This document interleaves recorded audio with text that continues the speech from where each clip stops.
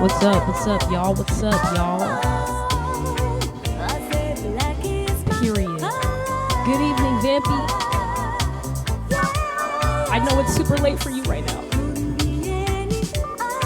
Welcome in, welcome in.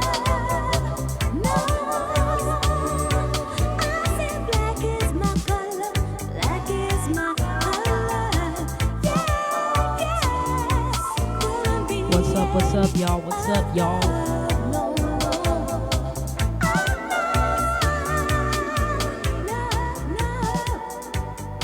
Dang, this is really episode 11 right now.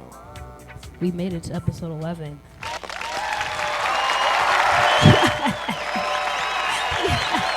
Be grimy, welcome in, welcome in. I have a very special guest next to me. You already know, Duane Powell.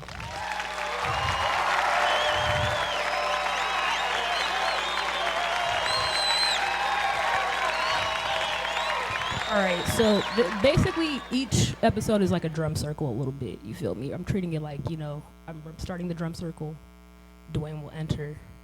More drums. We let the drums speak, you feel me?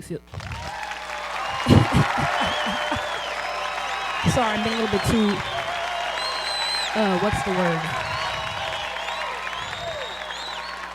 I'm really throwing the applause on here like parsley for real, but that's okay. That's okay. I'm gonna start. So there's this. This is a compilation that just came out a couple weeks ago called Mzansi Bass. So it's a lot of piano South African vibes.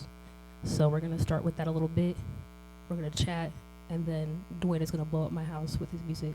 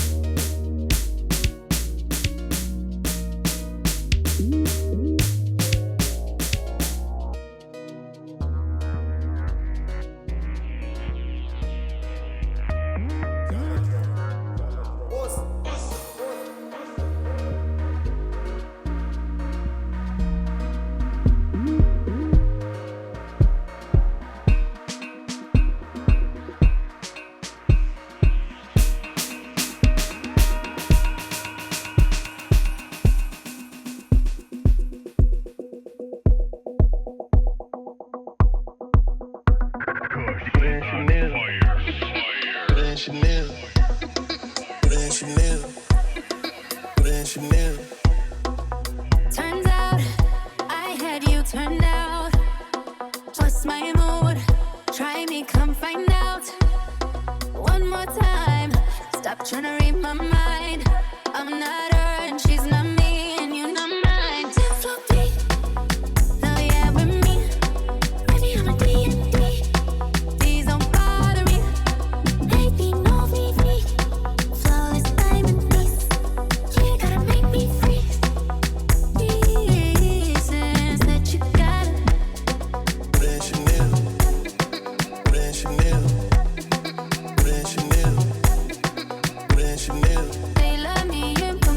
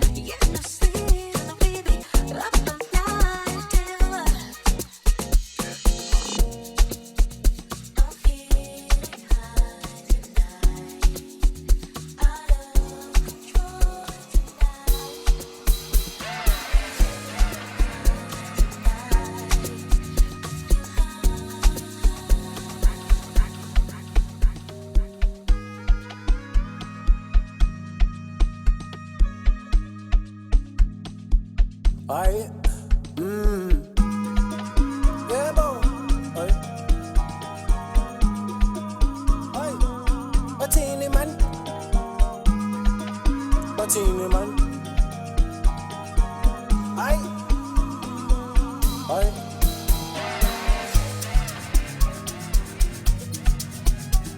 Aye ngoba mara wena.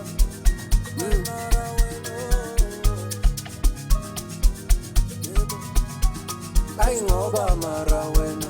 Aye ngoba mara wena. Aye. Batini man. Aye ngoba mara wena. Ngoba mara wena. Yebo, yebo. Aye. Ngithi ngoba mara wena. Aye mara wena. Tuyasipita nomntana uyangisa. Wathi ngiyamziba wathumela umabhiza. Ngabhayiza ngathi mina ngiyomsiza. Ngokusipita ngapapa ngayomsiza. Wathi iza bambalana wensizwa. Mangithi imbiza iqwela mabhiya. Wathi ungathukwa lapho sengiyasheka. Ngatatazela buzukhabazela. Bathini man, hayi mfethuma. Why you not decide? Uphethe man, angithi hlala naye phansi. Mela understand, man ukuthi uphethe party. Olubona kanjani? Olubona ufuna ukwenza kanjani? Hayi mfethuma. Why you not decide? Uphethe man, angithi hlala naye phansi. Mela understand, man ukuthi uphethe party. Olubona kanjani? Olubona ufuna ukwenza kanjani?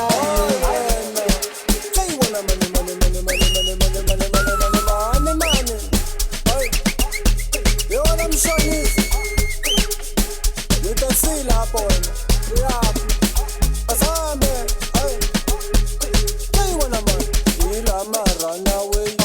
Ilama get away. Diala zamaka stavas. Hey, nishamaka chaka. Ilama run away. Ilama get away.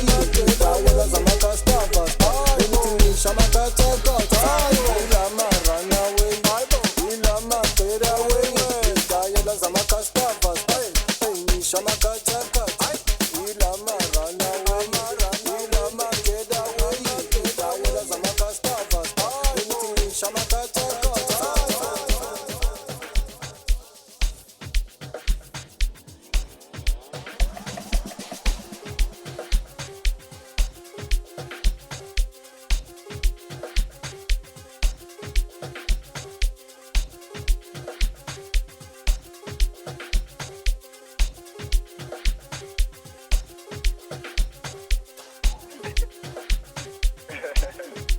Mutapino, I go let one day, the wo, the doctor were about I go put up papa. Negative face. Yeah. Boop. Boop. Now, now. Danda. Bueno. Boop. Boop. Bam. Funa. Boomba. Boomba. Yungena. Boomba. Boop. I'm going to Lala. I'm going to Kepa. That's what I'm good at. I'm going to Kepa. I'm going to Kepa.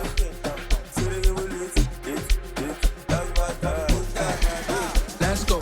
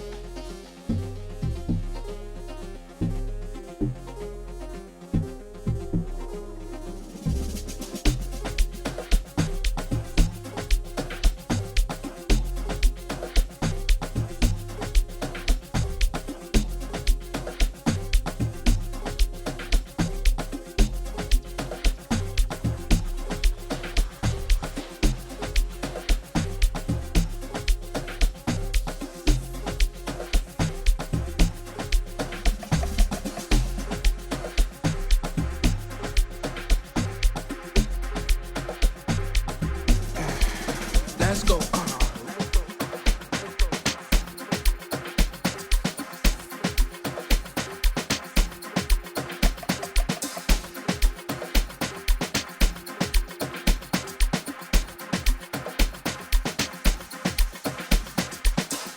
Then, boom, boom, down, down, land, bueno, boom, boom, bam, una, boom, bam, boom, bam, then, boom, boom, boom, down, down, dollar, I'm better, sepa,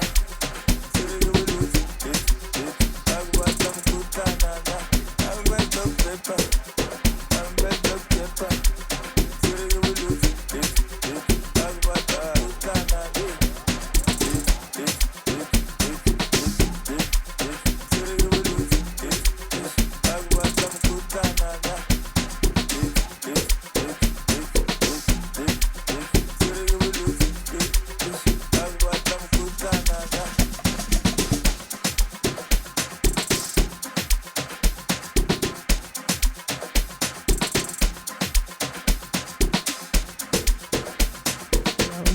Yo, folks in the stream, how you doing? Folks in the crib, how you doing? I said, folks in the crib, how you doing? Yeah!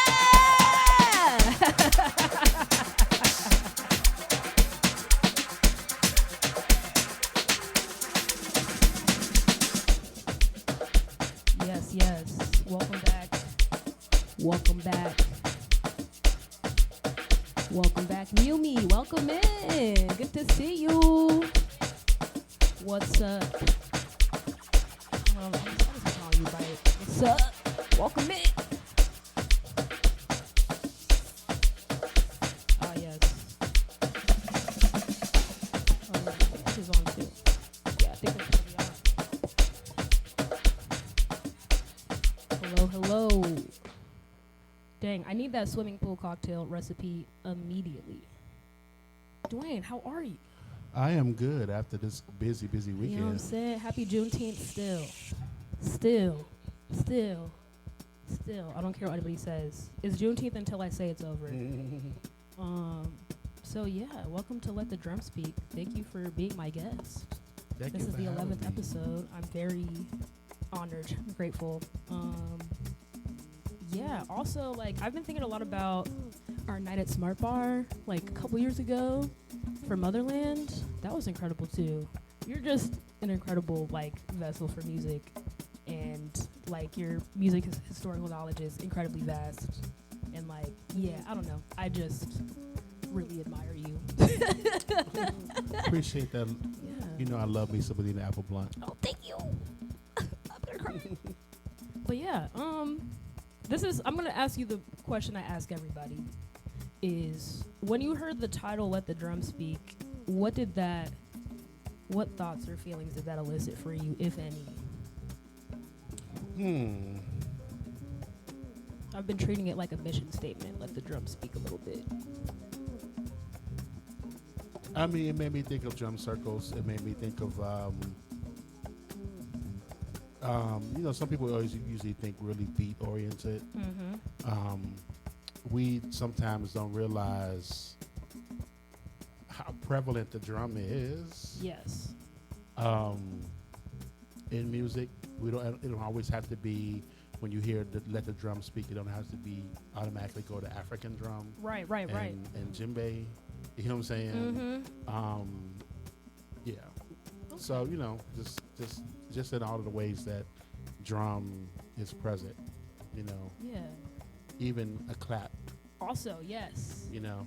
Claps. I think claps are probably one of my favorite types of percussion in a song. Something about some claps will get me activated every time. That's just, yeah, I don't know. Claps and some good drums, some good percussion. Even like the bass can be percussive as well, kind of like a drum. I think like I'm a piano, which is a lot of the music I was playing earlier, fits into that very well. And also the piano's percussive. It's a string instrument. Yes, it is. It is technically because the hammers. It is percussion. I'm a drummer, you guys, because I know how to play piano. So I'm curious about like your origins as a DJ and just a music lover in general. Where did that start? Oh, so it's layers to this. Okay. It's layers. So my mom claims, and she says tells a story often more now than ever, that when I was 3 years old, that she bought me a tricycle, or my grandmother bought me a tricycle, somebody bought me a tricycle, and that I didn't ride it, that I turned it over on the side and put a 45 on the wheel or something like that. Okay. Which is interesting because for the longest, so all of my uncles were DJs in the 70s. Oh wow. But in the 80s, when house music and all of this thing, even before they was calling the house, was forming, I was always a dancer going into the 90s or whatever. And I ended up being friends with a lot of DJs because my uncles were DJs and I had all their records. Word, yeah. And I had my own records. But I never actually desired to DJ. I was wow. always a dancer. So I always wanted this. I always had the music, but I wanted someone else to play it. And then at some point, I kind of, when people was like, "Man, you have like this vast collection of music. Like, why don't you start this?" Whatever. Yeah. And at that point too, I started seeing how really competitive, and how a little cutthroat it was, and I didn't want any part of that. Yeah. I didn't want nothing to take my love for the music. And so I had like stayed away. I didn't want to DJ at all. Yeah. That's so and it was like in '97, Ron Trent and Anthony Nicholson had a club called USG. Okay, where was up that? Up on what is that street? Broadway, just south of Irving Park. Okay. There used to be a club back in the day called Igloos. Ron ended up moving in there in the late '90s. It was like '97, and he had let me and my friends use the place to throw a day party. We threw like a Brazilian lounge themed day party where we had like exotic foods and just played like bossa nova and samba and. Nice. But it was not it was just more of a hang and whatever. And Anthony Nicholson was like, "Man, you have all this music that I have. I love this. I have this all on CD. You got it all on vinyl, whatever." He was like, "Man, we need you to come on our club night and play in our other room." And I was like, "For real?" So I was like, "Okay." So that happened, and then about 2 years later, Anthony Nicholson and I started throwing events at a place called the Buddha Lounge. Okay. And actually, the name of the party was Sound Rotation. Nice. Oh, amazing. So that's where the name comes from. Don't forget to follow on IG at Sound Rotation. And everybody. so at that time, it was a magazine called Straight No Chaser. Oh yes, I've heard of that. Straight No magazine. Chaser Yeah. was like the Bible for music lovers. It was like this magazine that was based out of the UK that was like the ear to the underground when it came down to like new music that was coming out, the acid jazz scene, all like the just so that was our gateway to learning what was going on in the UK, what was going on in Japan, what was going on in Brazil, and there was a lot of music that we were loving that a lot of people in America, specifically in Chicago, was not tapping into. That was like the next wave of dance music, broken beat. It was from drum and bass going into broken beat, thing like that. And Chicago really wasn't tapping in because we were so still house centered. Yeah. And we didn't realize what house was really about was these always these interesting rhythms. It was never just about some simple playing for the floor or whatever, but they wasn't tapping in. And so we started throwing our own event on Wednesdays, and then eventually we started bringing in some of those producers and DJs from overseas to spin our events. Like we brought in Phil Asher, we brought in Jazzanova, Oh wow! Oh my God. we brought in Joe Casal, It was so many that we flew in from overseas. Giles Peterson. Wow. Because like y'all need to like tap into this Yes. stuff, and so, but I was just the host of it, and Anthony Nicholas was the DJ, and then Joe Brill was also the manager. And he was the one. It was us, and so when Joe left the Buddha to go open up Sonotech, we moved it over to Sonotech, and I was like the first quote unquote guest DJ at Nice, Sonotech. nice. Still kind of just being a selector, Yeah. really. But then 2000, flash forward to 2010, I wasn't really. Well, I was doing stuff with a Swing Society. We had like an internet radio show, but it was more of like a radio show, not DJing or anything like that. Just playing music, introducing songs and whatever. And I was also working at Dr. Wax Records. Oh, A lot of people yes. know me from there. Dr. Wax closed at business in 2010, Okay. and I was unemployed. So I was at home getting a severance and whatever, and getting unemployment or whatever, Yeah. and just online. Facebook is Surviving. like red hot at this point. Yes. YouTube is red hot. So You I'm like know. posting links from YouTube to Facebook. And my boy was starting to throw a party at the dark room. He was like, I want you to come play on Mondays. And I was like, no, I'm good. I'm He was chilling. like, man, I want that stuff that you posted on Facebook. I want you to come play that live on Mondays. So I was like, oh, okay. But Mondays was like, it was like game night. So they would play cards, they would play board games. Oh, hell yeah. So I didn't have to make anybody dance really. So I'm just kind of playing what I want to play. And at that time too, I'm using that space to actually practice. Yes. And so that's when it kind of started revving up. I'm also, DJing with Sean Alvarez and Joe College Word, and yeah. Question as We Love Soul. And it just kept going from there. Then 2012, I started my own rooftop party at Reggie's. Oh, wow. And that's when things took a whole another shift. How was the Reggie's rooftop party? Oh, that was great. it? Yeah. That was great because it was really a testament to all the people that I had, knew and loved through the house scene, through Dr. Wax, all these places that kind of just trusted my ear. I still Yeah. wasn't a seasoned DJ yet, but just trusted my ear and music, and they literally like from the first event. They came and supported, and literally, when we tried to start it, we tried to do it. I think we tried to do it once a month. Mm-hmm. The first one, it was like packed. Oh, damn. The next one was like packed. And so the owner was like, Hey, y'all don't man. want to do this every week? Right? And so we turned it into like the first year was just like a monthly, and then the next year we just did it every week. Word. And then ended up doing that from 2012 to the pandemic. Wow. I Um, do also remember your party at Promontory with Joe and Question. Yeah, so the Yeah. We Love Soul. So the Yeah. We Love Soul, that always happens around my birthday. That ended up being, when Promontory opened in 2014, ended up being the home for it. Of course, now no, we have no more Promontory. Yes, rip. We gotta find a new place this year. Yes, we do.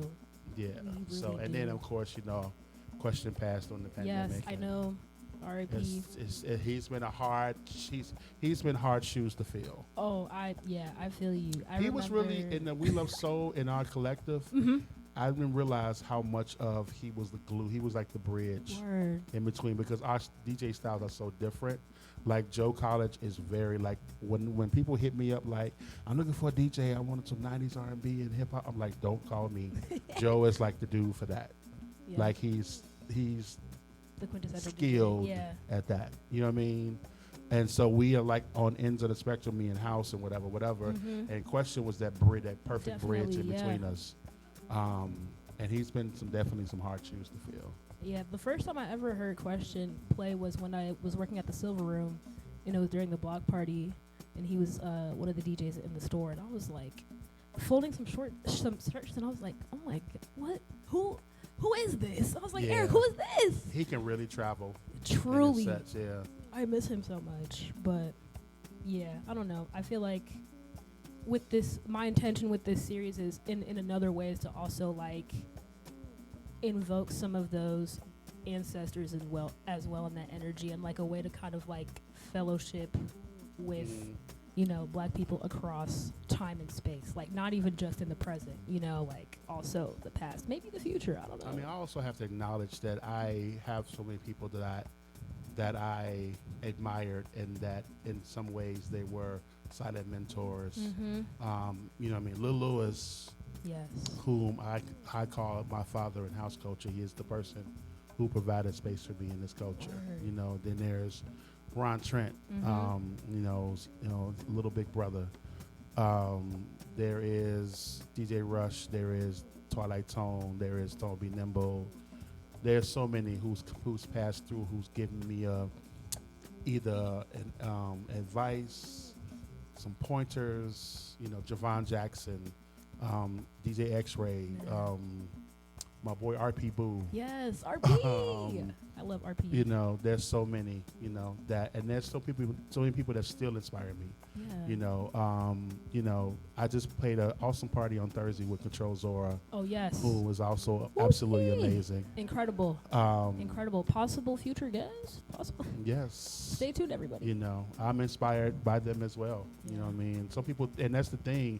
Some people think that when you get to a certain age, like you can't be inspired by the next generation. You definitely can be. Definitely can be. Because all day I'm watching y'all out here kill the game, and I love it. You know, we're doing our best, and we owe it to y'all for real. Because, yeah, I don't know. I think it's really interesting to hear you talk about how like you really didn't want to start DJing. Because I was kind of like that too a little bit. I was like, no, I can't do that. I can't do that. That's too much. That's too much. I mean, and as it stands, you know, that night that I played at Anthony Nicholson's thing, you know, there was a DJ who's extremely popular in the world that was there that, you know, that had me taken off the tables. Oh. You know, that was, you know, talking mad Ooh. shit and had me taken off the tables, basically, and then act like I didn't hear him. And because he had helped them provide the equipment for that room, they was just like, go ahead, let him, whatever. They was like, next week we gonna have a different sound set up and we gotta deal with that. But yeah, I've dealt with that. And then at the dark room when I was doing the Mondays, there was another DJ sitting there with the promoter who booked me, who he didn't realize as a promoter, talking shit. Wow. You know, so it's like, yeah. Yeah, that's definitely something I didn't think about at all when I started. I think I was a little bit too excited by the fact of like playing music for people and kind of like being in that space that I didn't stop to think that there might be like random haters or just naysayers that are just be like, you know what, actually fuck you. Like I actually don't like you. And I had to get through that. Like I had recently, it was something a friend of mine, I remember when I played the Taste Chicago opening for Frankie Beverly and Maze. I have so many regrets around that gig. Why? Because I did not perform well. Really? Because I had other DJs in the underground in my head. I see. Yeah, I feel and I you. didn't play for my audience before me because I got them in my head. You know what I'm saying? And that's one of my like big regrets. I'm in front of this huge crowd that takes Chicago, and I'm letting these folks who whatever, you know what I'm saying, influence the way I play and not performing for the crowd before me. You know, that's real. I had to take a break from DJing for a little bit because I was also in a similar headspace, and I like even when I was doing the residency at Smart Bar, which is like an amazing venue. And a venue that I had been wanting to play for so long, and I finally got this guest residency, and I was not excited in the slightest because I felt like I didn't deserve it. I felt like I was comparing myself to all these other people all the time, and I was like, wow, here I am in my dream venue. This like, it didn't fall in my lap, but it came at the perfect time because originally I was going to do it at the Point when it used to be on 55th on Garfield, and I was in talks with folks at the Point, and then it closed, and I was like, oh shit, where am I gonna do this at? Smart Bar was like, hey, what's up? You want to be a guest DJ residency? I was like, oh hell yeah. And then I was like, oh no, I'm sad. That comparison thing, man, that thief of joy. It really is. Yeah. What like how have you been able to get out of that? I just had to get out of my own way. Yeah. I had to first recognize, why am I DJing? And so I've always told DJs who try to get into the game, first ask the question of what kind of DJ you want to be. Yeah. Because people blankly think DJing is just when it's like, no, there's many factors to this thing. Are you going to be that mobile DJ that you hire for weddings? You know what I'm saying? Are you going to be this niche DJ that plays this certain style of music? Are you going to be that DJ? And then who are you DJing for? Yes. Right? I really, really don't like when people have this thing about being so adamant about not pleasing a crowd. Yeah, right. And it's like, what? There's You know what some I'm give and saying? take, you know. There's definitely some give and take. Now, I don't want the crowd to just straight up dictate. I don't want to be your jukebox. Exactly. Also So, but I do have to keep in mind who I'm playing for, right? Absolutely. There's gigs I turn down if I know I can't perform. If I know this is an audience that this is how they react, this is how they respond, this is what activates them, and I know I can't perform that, I will turn that over to another DJ who can. I totally get that. You know, because literally, this whole thing is not. We all in this room. It's a congregation. It's a collective. So, you know, an event don't jump if we ain't in agreement. That's true. You know what I'm saying? So, I have to think about the audience before me. The audience actually asks to know who they came to hear as well. Also that. And then let's have a communion. Let's have a thing. I'm glad I've gotten to that point where I feel like people do come and know what they're gonna get and excited about it, and you know, everything else. So, you know, because it gets hard, and especially the more you DJ, and especially if you. Another thing about residencies will be really hard is that you can get in a rut. Yes. Oh, easily. That's happened to me before. I'm like, okay, yeah, here I am every week, every month, or whatever. I'm kind of recycling some things, or I'm not like. Sometimes life gets busy, and I don't always make the time to dig for stuff or like really look for some things that I'm looking forward to play every time. And then because what happens too is when a residency, when you have people coming back to hear you, and certain things that happens, that magic happens, you kind of can get stuck in that magic, and so you can get stuck in your folders, like you know what I'm saying? Old reliables. Yeah.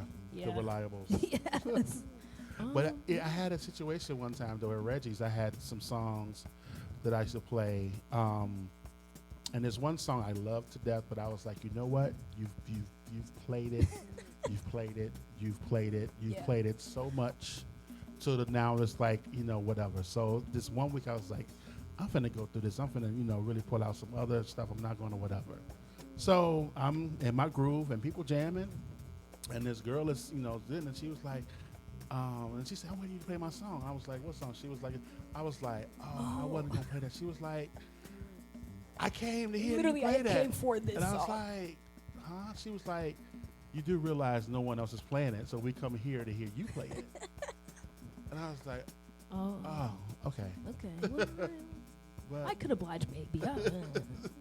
That's so real. Yeah, same. I'm like, damn, I've been playing this song a lot. Let me, you know, give it a rest. Damn. So Sunday service, which is probably your most popular party as of right? Is that your only is it a residency? It's a residency because I'm a program partner for Rebuild. Okay.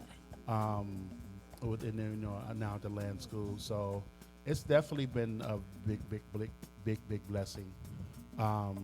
You know, that thing got taken to the Smithsonian. Oh wow. Yeah, oh my God. I did some as a part of the Smithsonian's Folk Life That's so cool. Festival.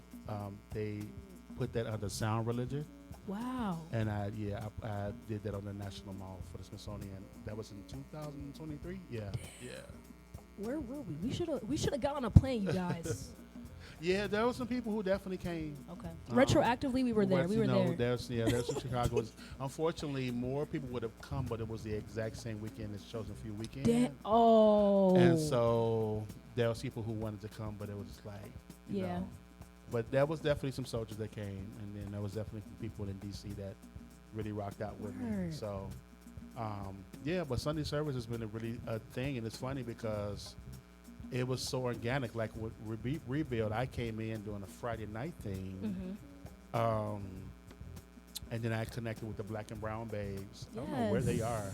I know that Ray moved away for a while, but I think she's back. But everyone's still here. But I know that the collective basically took a break. And then we were doing like the monthly Fridays, and then I got moved to Saturdays. I got moved from the Arts Bank to the Archive House, to back to the bank, to the vault, to the second floor, to the third floor. And I was on Saturdays, and then we moved me to Sundays, and then the Sundays was the fit. Yeah. And then we was doing Sundays for a while, and there was one particular Sunday. the energy was just crazy. It was just about 50 people, and the energy was crazy. And I remember I played a song, and there was a woman there who lost it. I mean, literally, no exaggeration. She caught the Holy Ghost. Damn. She did. They had to get off the floor, kind of get her water, get to the bathroom, Man. like whatever. She just like lost it. And I'm glad that no one took their phones out and did that thing. You know what I'm saying? I was really glad of that. You know, they let her have her moment. But the thing was, she came back to me embarrassed. Because that had never happened to her at a party. She's not originally from Chicago. She's from Arizona. Okay. And she's a preacher's kid. Oh wow. Oh wow. And so it was kind of like, wait. Whoa. Whoa. You know. Right? And so she wanted to know the name of the song that made her lose it that way. And the song was Josh Milan's Acts 2 and 4. Oh wow. Oh, and this was like brand new. And me not realizing that Acts 2 and 4 was a Bible verse. Oh wow. Yeah. Yep. And it took her, she said, I went to go look up the song, and the Bible verse was like, and they shall be filled with the Holy Spirit. Man. Crazy. Yeah. And my friends was like, yeah, you know, that's a service you provide. I was like, service? Sunday service. It does, like, I grew up in the church very heavily, not only just like Southern Baptist, I also grew up Catholic as well, simultaneously. It's like two different types of rigidity that I had to deal with. But I was very much so in the church. And I have a complicated relationship with it because of, like, I'm a queer person. And, you know, people clocked that early and were like, hey, you know that's a sin, right? Do you want to go to hell? I don't think so. Change your life. I'll right never now. forget, like, and she's one of my mom's friends to this day. She was a Sunday school teacher. And she was really this Sunday just trying to drive home this point of burning in the fire and lake and brimstone. And could you imagine if I stepped in your toe right now, you would push me off because you couldn't take that pain for 2 seconds. Right. Could you imagine burning in hell forever? I'm like, oh. And I'm just sitting there like, what the what? It really, honestly, it was like, okay, this is not making sense to me because you just said, like, when I died, my body goes into the ground and my spirit goes to the next place. How is fire finna burn energy? Exactly. I was like, okay, but that's a whole other You know conversation. what I'm saying? That's a but yeah, next but episode. here's the thing, you know, my homie was saying, my boy C. Lynn Yes, was shout out like, C. you know, he was like Sunday Our service. free soul, welcome in. He was like, this is providing church for the churchless. No, literally, yes. Right? For people who feel like set aside by the church, right? And it's not necessarily like I'm preaching. Yeah. You know what I'm saying? Because my journey in religion has transformed so many ways that a lot of people assume I'm Christian and I'm not. You know what I'm saying? Yeah. And then of course Christians are kind of can be arrogant in that way into thinking everybody automatically just kind of does with their rituals and whatever. I'm not Christian at all. You know what I'm saying? But I do know that musically, the only time that I ever felt filled up by something was musically on a dance floor. Same. You know, losing my everything. You know what I'm saying? No one else is in that room but me, even though there's a crowd of 500 people or whatever. The music has just taken me somewhere. You know, definitely, like, and Sunday service is definitely, like, a type of sanctuary for me. Like, my sister, I have an older sister who is incredibly Christian, and also her husband is a pastor. And she'll be like, so she'll always ask me, all right, so you found a church home yet? I was like, no, but I go to this party called Sunday service that be feeling like church. I think you would like it, actually. Whenever she visits me, I will bring her for real, because I think she would really actually enjoy it. So my mom comes. Yeah, I think I met your mom one time. Yeah, it's been very interesting watching my mom be in this space with me now. We haven't always had this relationship. Yeah. You know, That's the real. Christian thing really was a wedge.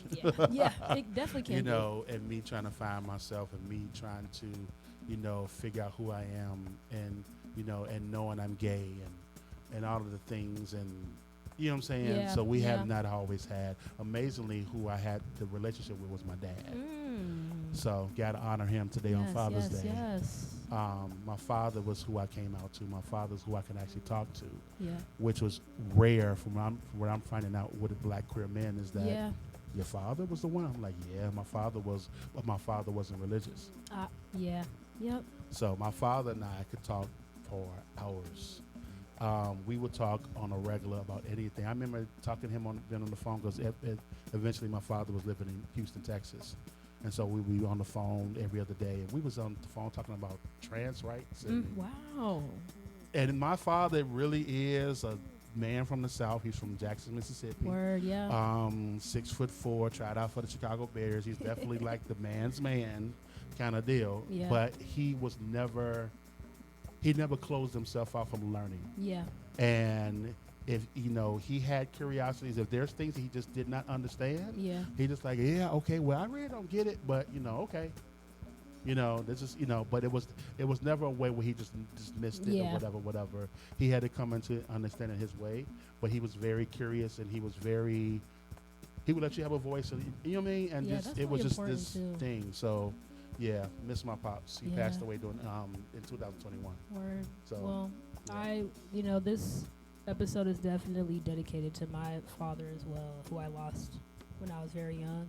And sometimes I wonder, like, I lost both my parents when I was young, but sometimes I wonder, like, if they were here, how they would feel about me making this career choice with music, and also, like, with my, gender identity and everything, because they were very traditional. They were also academics. I did not follow that same path. And so, I don't know. I think a lot of my, like, childhood was people being like, your dad did this, your mom did this, so now you have to do this. But, I don't know. I feel like, even just, like, when you were talking about how your relationship with your mom has transformed over time, the same thing with my older sister as well, because she's incredibly Christian, and so those were ways that we butted heads a little bit. And like I don't know, I asked her recently, I was like, do you think they would be proud of me? I don't know. And she was like, I really think they my would. mom, like, she called me the other day because when I had to finally put out the word that I was playing the opening at the Obama Center, and she was all like, I'm so proud of you, baby. Whatever. And I won't say whatever because she was definitely in her bag about that. She was very extremely happy. And of course, I got text messages from people.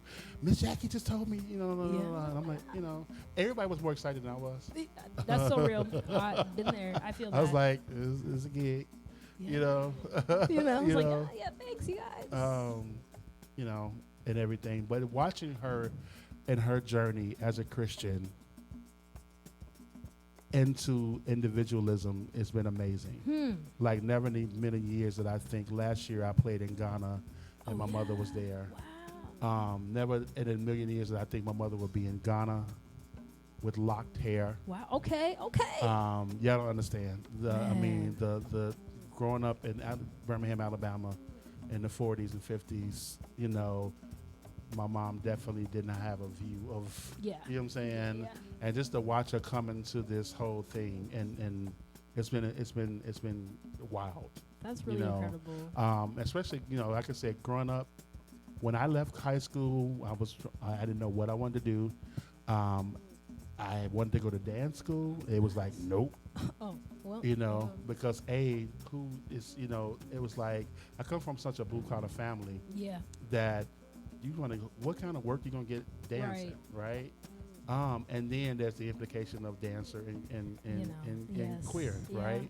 So that was not supported. So I did not know what I was gonna do. So literally I left high school and just worked at McDonald's. Real. And then finally decided to go to Columbia College for radio TV. Nice. And even still, I didn't really get like the support, you know what I'm saying? And so for me to kind of go through the blue collar work, and I worked at a scrap yard loading, sorting cast iron and, running the forklift. Can y'all see me doing that? With a hard hat on and metal tarsal boots. Money, and, you know what I'm saying? And that job that job got me out of my mom's house, but I was miserable. Yeah. The company was incredibly racist. That was the first time I really experienced racism. Boo that company. Yeah. I hope they close. Are they still open? I have no idea. Well, in my mind, they're closed. They were Yeah. incredibly racist. Like a lot of the still the crane operators, they all drove in from Indiana. I see. Didn't even live in Ooh. Chicago, and Indianapolis. Yeah.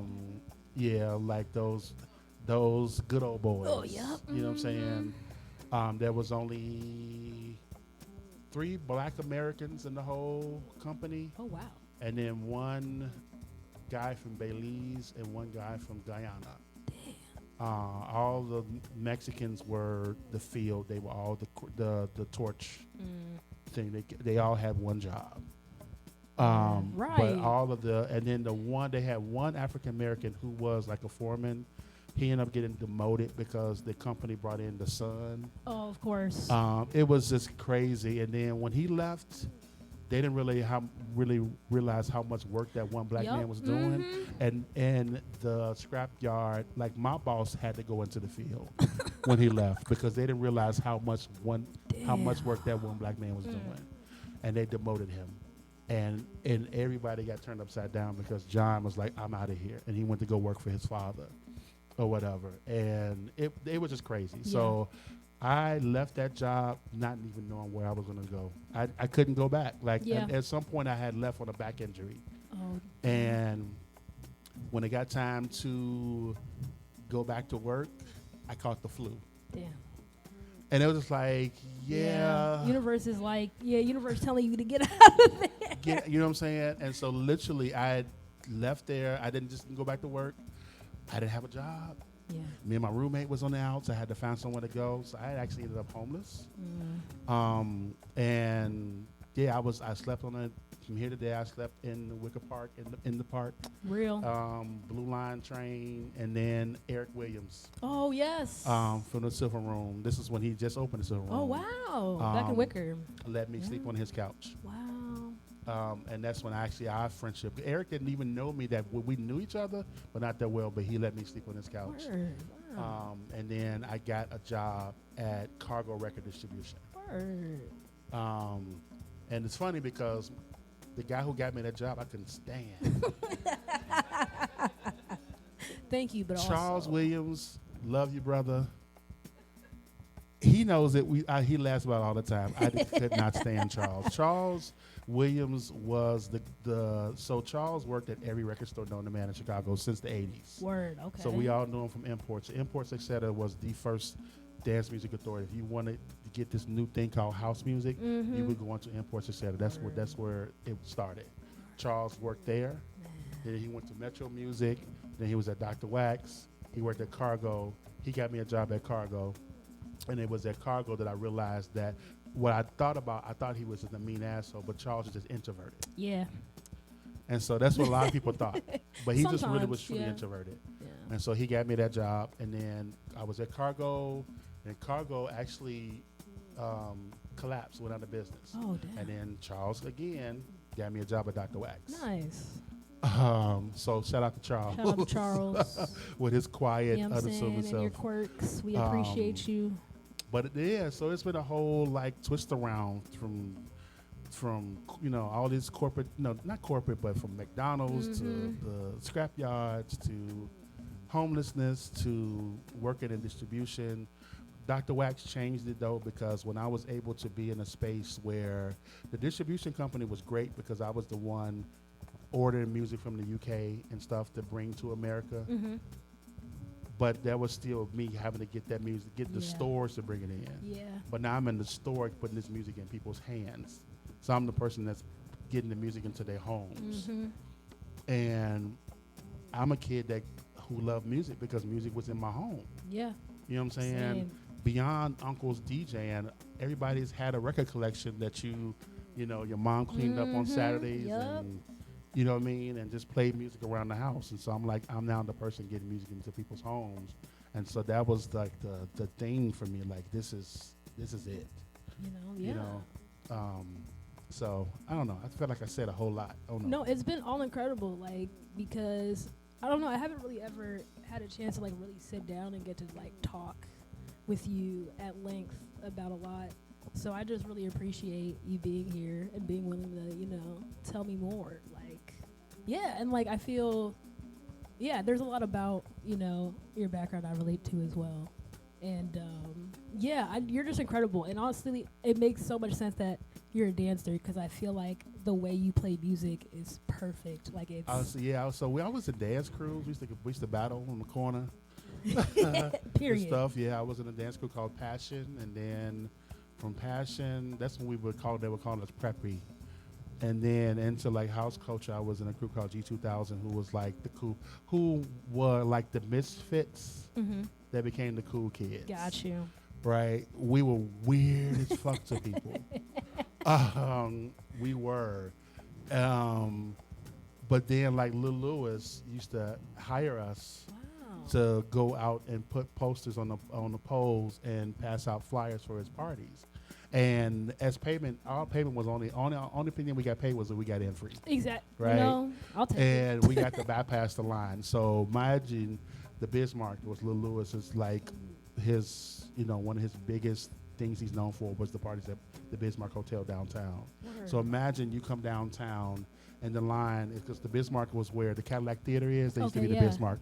Okay. So the line is coming out of the Cadillac Theater to the corner of LaSalle and then all the way down.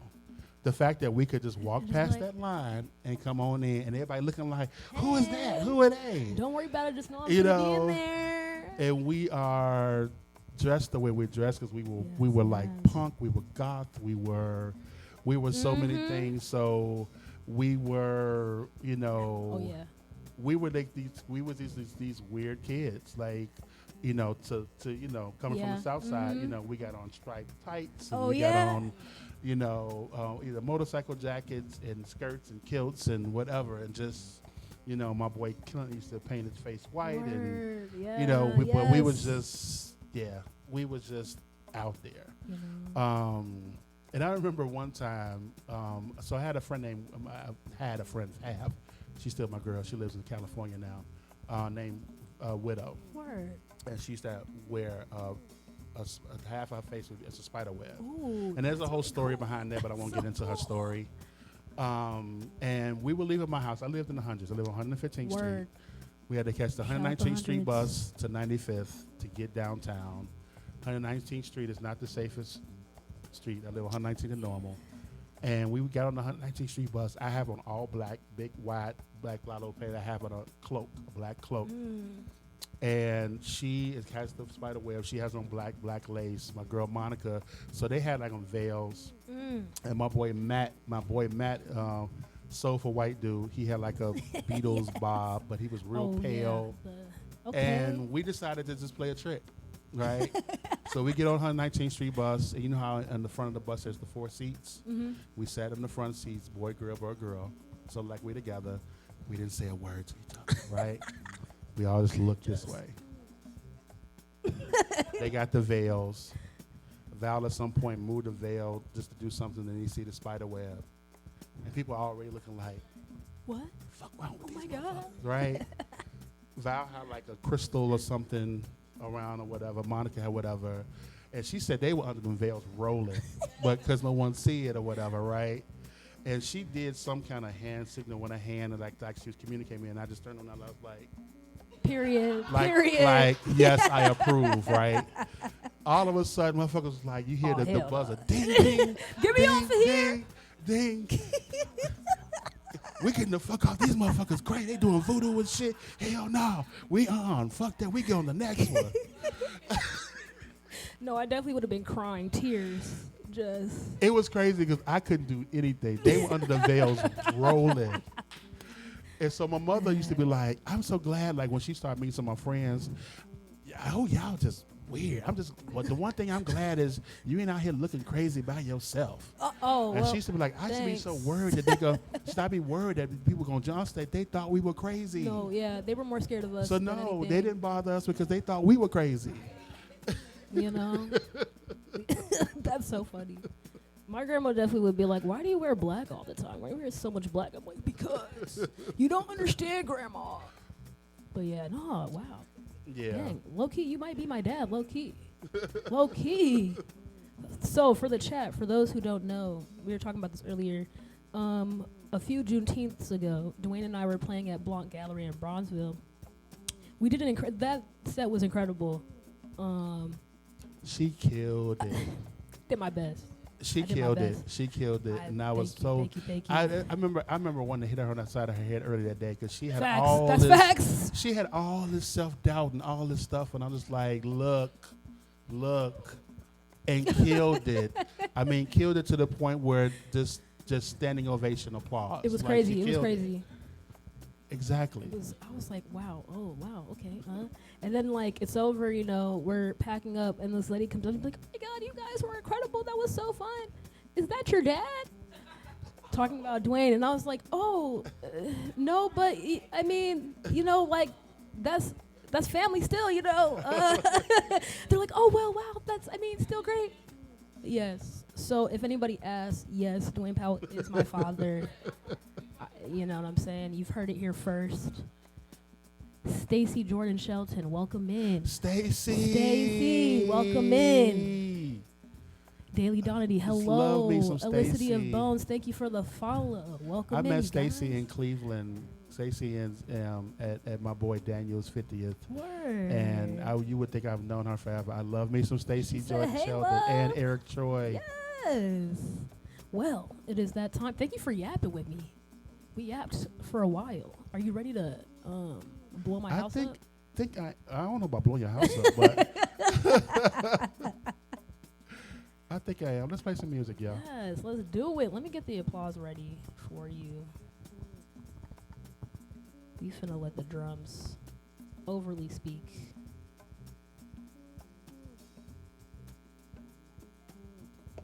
Yes, yes.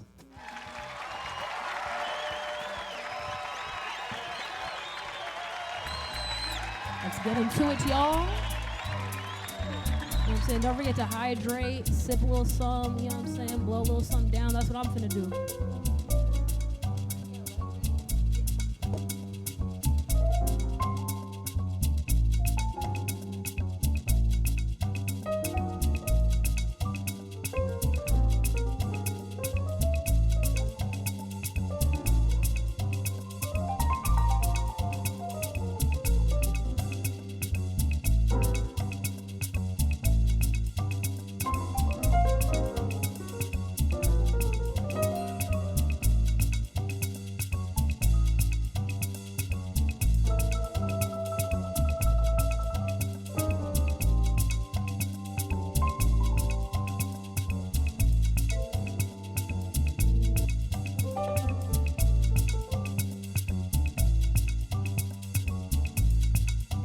My skin is black, my arms are long, my hair is woolly, my back is strong enough to take the pain, inflicted again and again. What do they call me? My name's Aunt Sarah. My name is Aunt Sarah. Aunt Sarah. My skin is yellow. My hair is long. Between two worlds, I do belong. My father was rich and white, forced my mother late one night. What do they call me? My name is Saffronia. My name is Saffronia. Saffronia.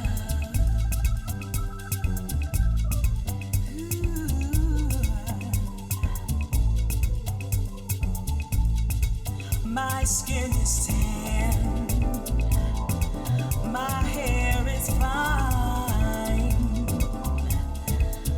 my lips invite you, my mouth like wine. Whose little girl am I? Anyone who has money to buy. What do they call me? My name is Sweet Thing.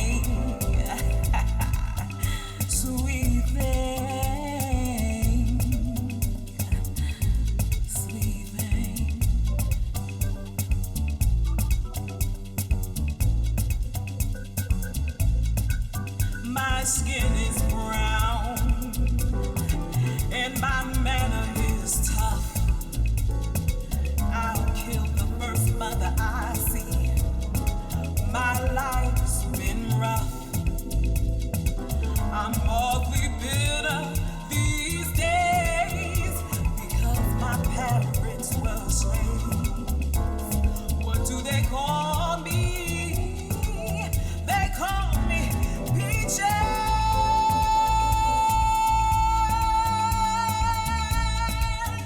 I think what you're trying to ask is why am I so insistent upon giving out to them that blackness, that black power, that black pushing them to identify with black culture. I think that's what you're asking. I have no choice over it. In the first place, to me, we are the most beautiful creatures in the whole world, black people. I mean that in every sense, outside and inside. And to me, we have a culture that is surpassed by no other civilization. We don't know anything about it. So again, I think I've said this before in the same interview. I think at some time before. My job is to somehow make them curious enough or persuade them by hook or crook to get more aware of themselves and where they came from and what they are into and what is already there, just to bring it out. This is what compels me to compel them, and I will do it by whatever means necessary.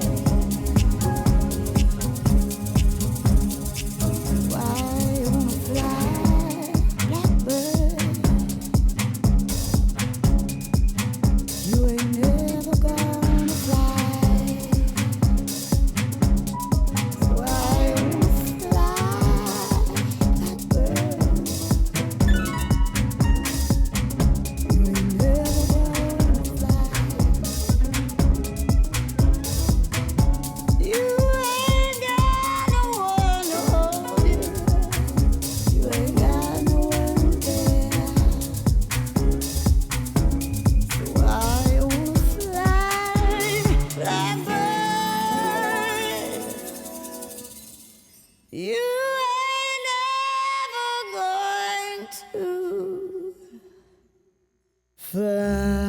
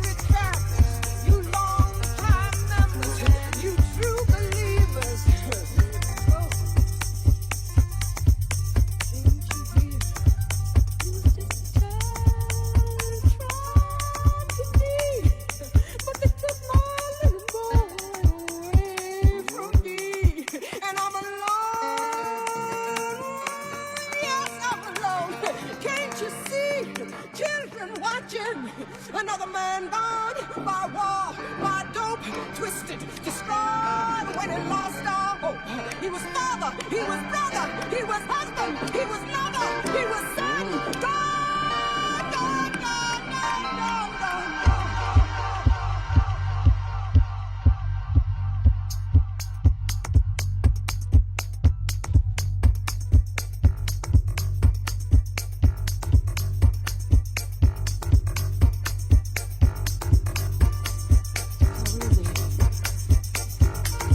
Yes, I feel the need. Yes, I wonder, can I get a witness? Can I get a witness?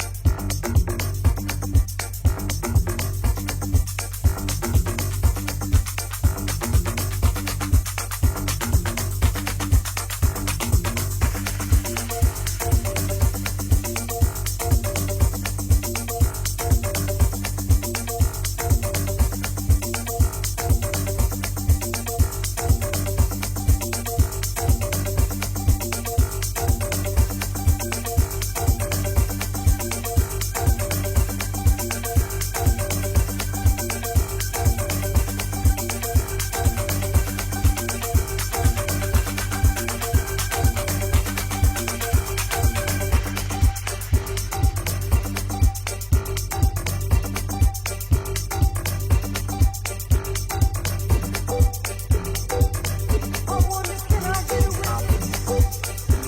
Can I get a witness?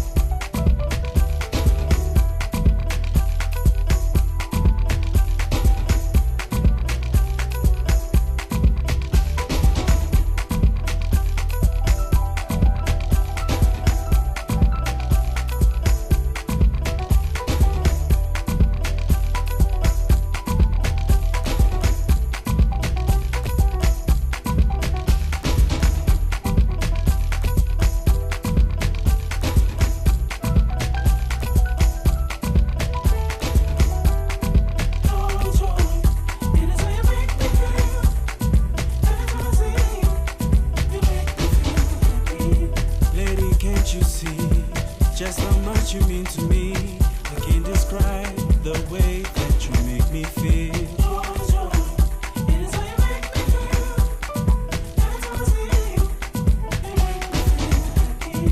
I get so excited when you call my name. It feels like paradise and heaven to me.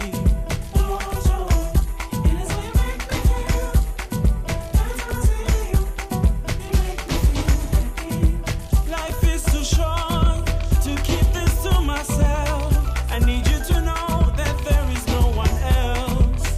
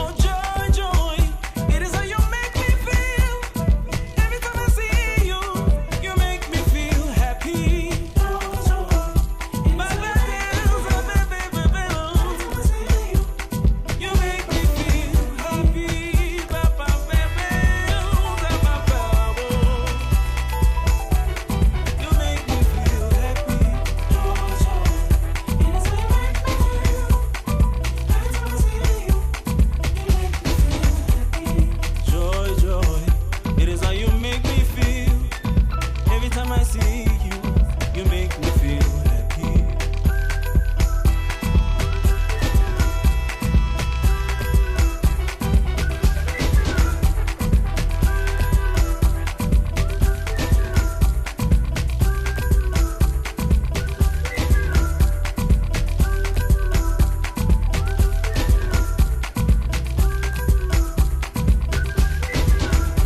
Darling, darling, don't you see that my heart belongs to you? You have the key to my soul, you reside in my heart. Darling, darling, don't you see that my heart belongs to you? You have the key to my soul, you reside in my heart. Darling, darling, don't you see that my heart belongs to you? My heart belongs to you, my heart belongs to you. Darling, darling, don't you see that my heart belongs to you? My heart belongs to you, my heart belongs to you.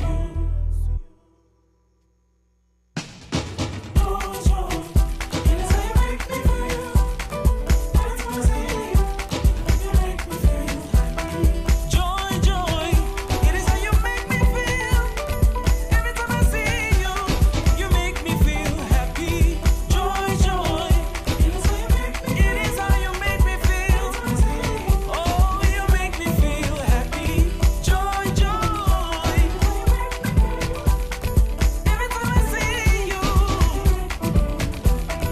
Joy, joy, it is how you make me feel. Every time I see you, you make me feel happy.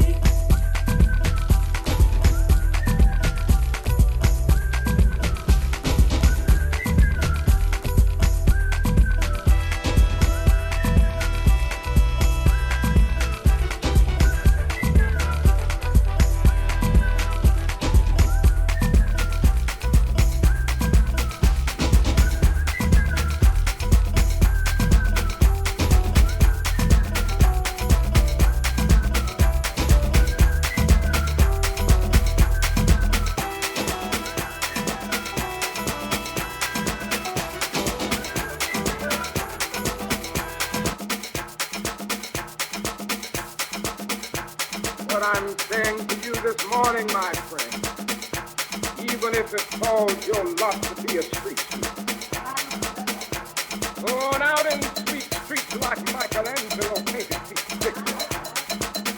Sweet streets like Handel and Beethoven composed music. Sweet streets like Shakespeare wrote poetry. Sweet streets so well that all the hosts of heaven and earth will have to pause and say, here lived a great street sweeper who swept his job well. If you can't be a pine on the top of a hill, be a scrub in the valley, but be the best little scrub on the side of the reel. Be a bush if you can't be a tree. If you can't be a highway, just be a trail. If you can't be the sun, be a star. It isn't by size that you win or you fail. Be the best of whatever you are.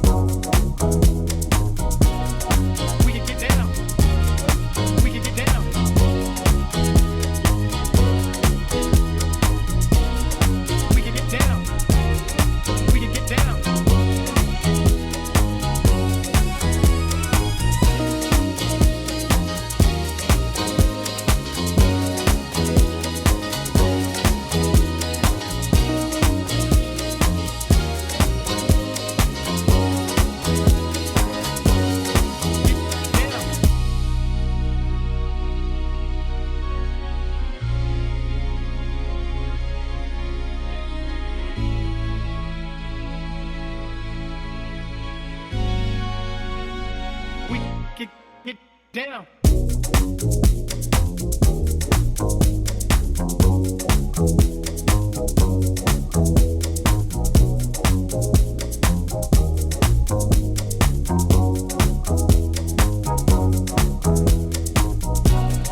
We can get down.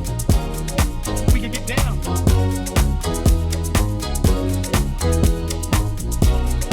We can get down. We can get down. We can get down.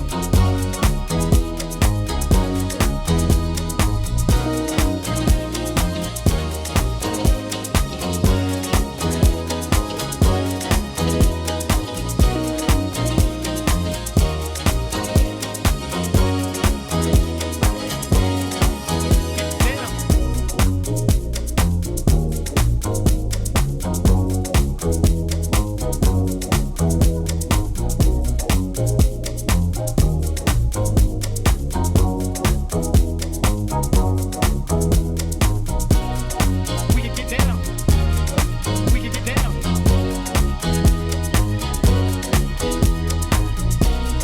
We can get down. We can get down. We can get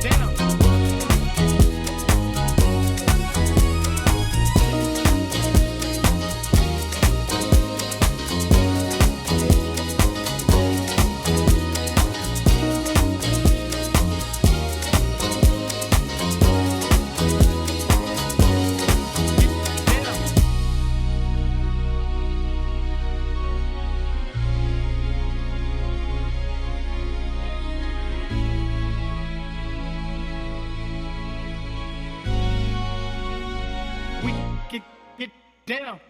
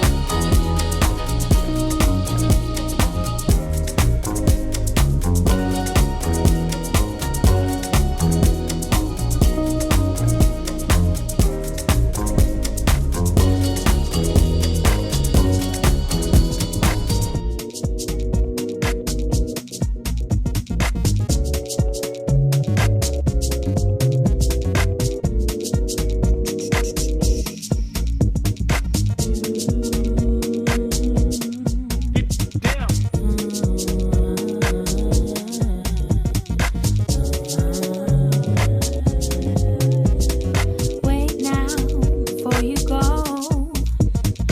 I'm not really done with what I wanted to say now. Listen up, say it don't go. I'm not really done with what I wanted to say now. You see, I got a few words. Try to put it together into a sentence. Let go of thoughts that's yet unheard. Trying to put them together into a sentence. Wait now. Wait when you got something to say, just let it out. Don't be afraid. You got something to say. So when you got something to say, just let it out. Don't be afraid.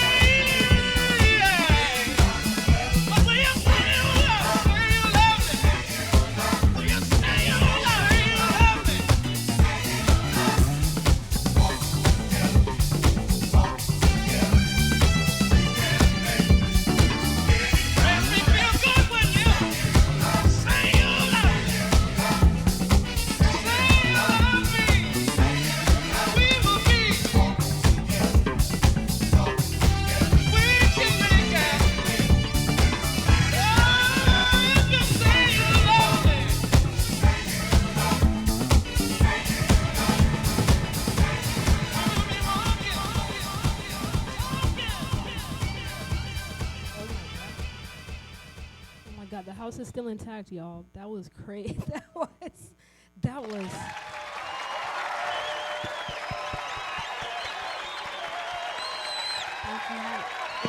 Thank you so much. Truly, thank you so much. Like, you also are like one of the first DJs that I met that like really made me feel comfortable in the craft, and I really am forever grateful to you for that. Tessie one too. Appreciate that. Yeah. I mean, I'm supposed to do that. People did that for me. You know. And some people didn't do that for me. You know. And made me realize even more that somebody should do that for somebody else. Absolutely. So. And yeah, so thank you for doing that for me, and I know you do that for others as well. Yeah, I love you a lot, literally, so much. Thank you. Love her to You death. know what I'm saying? I'm so proud of her. Thank you. She has really come out of her shell, and I am so lovely to see it. Thank you. For those in the Chicago area, also, July 16th, the both of us will be at Outset, opening for Big Frida.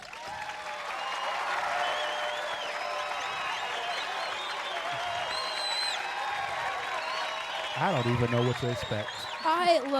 I'm just going to make sure that I charge my fan and I'm very hydrated. That's I the do only, not know you what know to what I'm saying? expect. Like, it's going to be incredible. And I know people are going to come to dance. Dance, for real. We're going to wear the floor out. We're going to wear the dance floor out. But yeah, do you have anything else coming up? I'm going to be at 57th Street Beach on Tuesday, if it don't rain. Okay. It's actually somebody else I'm commemorating. My sister, who I lost during the pandemic. Mm-hmm. Her birthday would be Tuesday. Oh, wow. Okay. So I'll be at 57th Street Beach playing music over there. And actually, you know, that night is also in honor of Ron Carroll. Oh, yes. Who we lost last year. So, yep. Word. I don't know. I'm doing something else. I just can't think of what it is. Okay. Everybody. Oh, yes. Friday, if you are downtown, Chicago Film Office down at the Cultural Center, they are doing a screening of Purple Rain. So I'm going to do a 2-hour print set on Friday. Okay, I need to make sure I don't have to work late on Friday. If you're my boss right now, One more don't thing. schedule me. On Friday night, Thursday night, Arbea on Grand. Yes. It's actually Quitsastic's Night Voyage, and it's going to be the last voyage. Yes, the last voyage at Arbella. So he wanted to make sure he got me in because I played with him a lot there.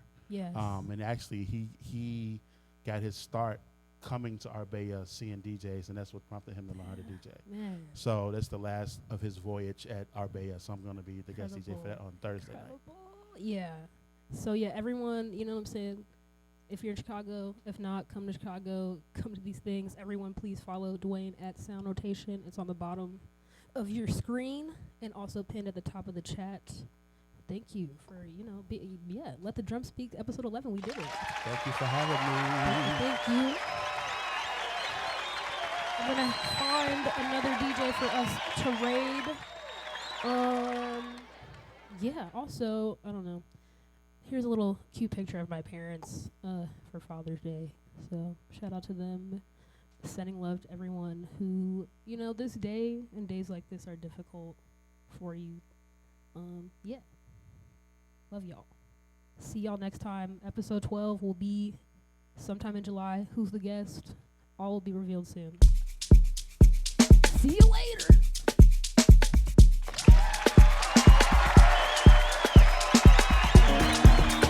Also, thank you everyone for the follows as well today. I appreciate y'all. I hope to see you next time. Have a great rest of your Sunday.